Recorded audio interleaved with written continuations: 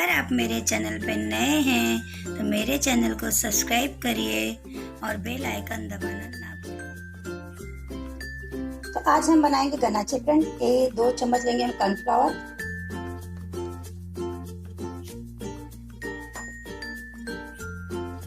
2 चम्मच शक्कर लेंगे,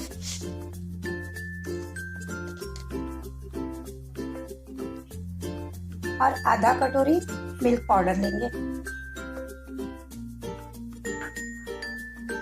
चलिए तो गैस जला लेते हैं और उसे धीमा कर देंगे, मीडियम पे कर देंगे और दूध डालकर घोलेंगे धीरे धीरे।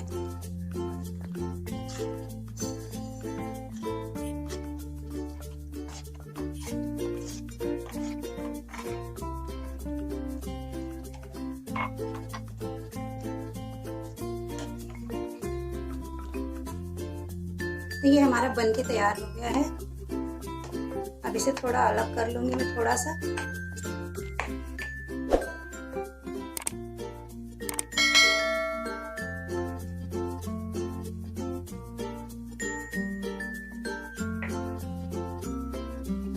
इसे गैस से नीचे ले लिया है और 1 चम्मच तक चॉकलेट सिरप डालूंगी मैं इसमें।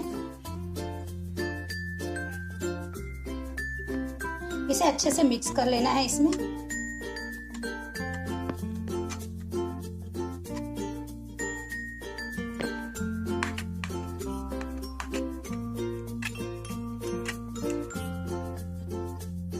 तो मेरा गनाचे रेडी है। चलिए डालते हैं केक के ऊपर।